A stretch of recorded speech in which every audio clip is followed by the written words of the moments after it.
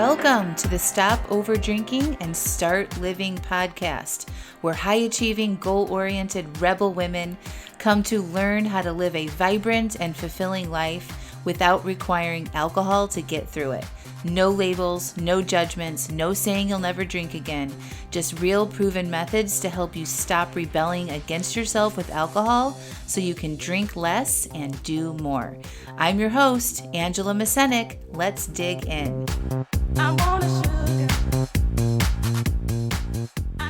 Welcome to episode 143, Policing Other People.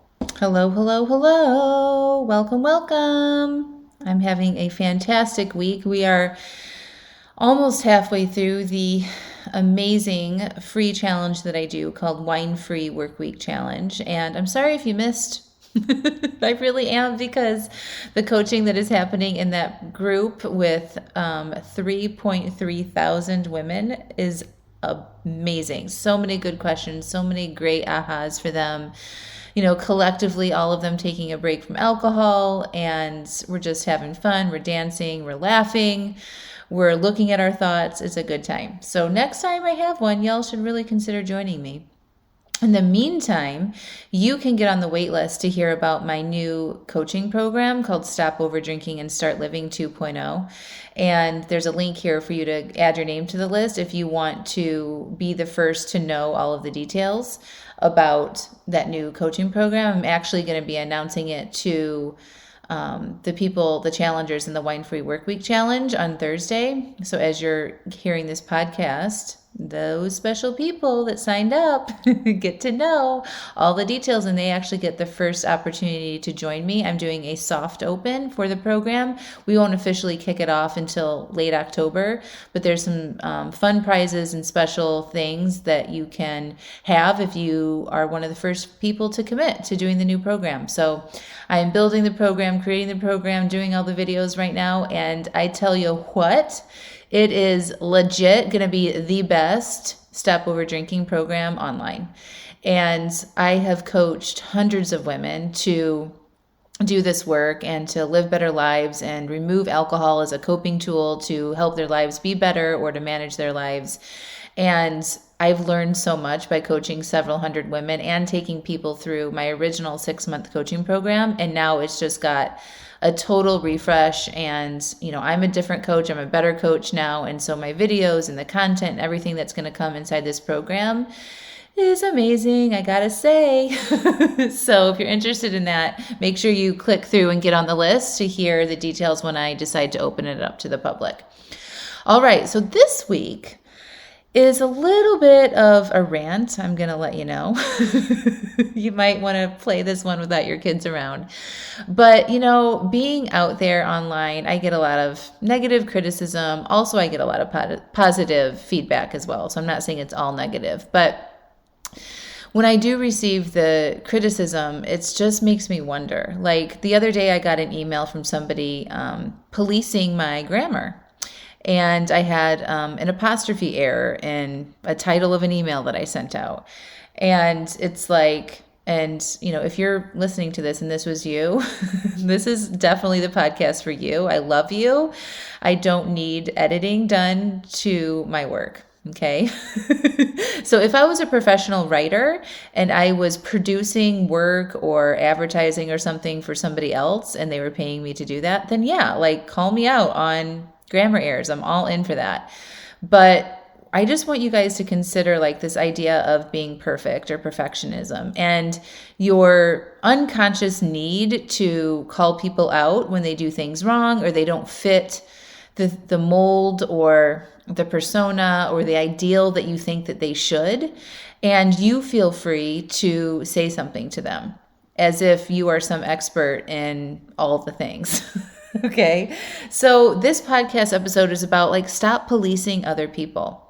So in the time that it takes somebody to, I'm just going to use the example with the email, to notice that there was a grammar error on the email and then feel frustrated by that, or maybe like they feel like they know better than me, and to type that email out and send it to me. All of that energy and thought takes them away from them. Okay. So instead of reading the message that I had sent out and thoughtfully composed about stopping over drinking or looking at your life on a different level, they thought, oh, there's a grammar error. That's not right. They should know about this.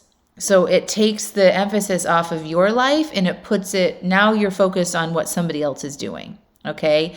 And usually we have these types of issues when we are sold. This is all kind of going back. I have a podcast on your unconscious bias. We are sold as a society that we need to fit a certain bill. We need to look a certain way. We need to act a certain way. We need to speak a certain way. We need to be professional. What does that look like? Right? So we need to like walk in line, march in line to how society thinks that we should behave and show up, especially women. All right. So when you are a woman or somebody else that feels the need to police somebody else and say, hey, you did this wrong, you should do it like this. Sometimes it could be helpful, but most often it's a distraction from you looking at your own self and figuring out what you could do differently. Okay. So I got another comment on my teeth.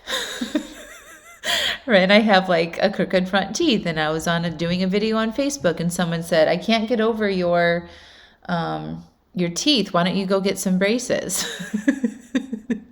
And I'm just like, why don't you show up for yourself, stop over drinking, decide to become a certified coach, go help thousands of people, record your own videos in a podcast and transform people's lives, and then come back and talk to me about my teeth, right? So it's like, usually when somebody sees something and it calls attention to maybe what they're not doing, or they feel threatened by that person in some way, or it just doesn't fit the norm of which they think people should behave. Really what that is a reflection on what you could be doing differently. So a lot of times when I'm talking to my clients, or even when I was working on my relationship with alcohol, when you're suddenly like, hey, I'm going to stop drinking, or I'm taking a break, or whatever it is, when you share that with people, sometimes they're like, what? You can't even have one drink? You know, what's one drink going to hurt? Because when you do something differently, it unconsciously highlights to the other person what they could be doing as well. And humans don't like that, right? Like, this is not like they're consciously thinking, well, they're doing something and that means that I might be able to do something and I'm resistant to that. And so I'm going to, reject them or push back on them. That's just not the process. It's very unconscious. But basically what happens is other people see you doing something differently.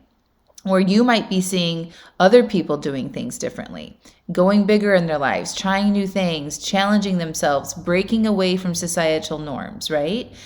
And when you have a judgment about that, it's usually because you're questioning your own stuff, like your own boundaries, your own normals, your own issues in your life, and it feels threatening. And so then you want to push back on it.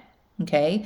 So the next time you feel like you need to police somebody or call somebody out on something that they're doing wrong or different than you think that they should doing it, looking different, acting different, doing things that our society or what you think we shouldn't do, I would recommend that you just notice that before you take the action and call somebody out or tell somebody that they should do something differently, and just use that energy on yourself. Like, what could you do differently? Right? Where could you improve in your life? Because all of that judgment and you going around policing other people, if that's what you do, and I for certainly am not innocent in not doing that sometimes. I'm not saying I never do that.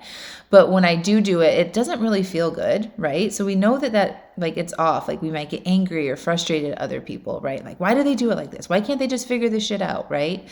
But if I take the time to actually, okay, instead of me focusing on what they're not doing or how they are doing things differently, where can I scan my own life and evaluate my own life and make some improvements? Like that would be so much more effective and actually help improve my life more when I focus on some of the areas that I'm still working on versus spending a lot of time worrying and policing and calling people out on the things that they're not doing. So for all of you that know that I swear, I also don't need to hear that from you either. If you find a grammar error in my stuff, that's awesome because I am not trying to be perfect. Okay. Like that is not the goal for me producing content and helping change women's lives. Like I don't sell perfection. I don't want to be perfect. I don't have people proofread my emails. That's just not part of what I want to do, because when I think about that and going through that process of like, okay, now I have to have somebody proofread my emails or, copy, editing, all that stuff. That takes away time and energy from me putting out my gifts into the world.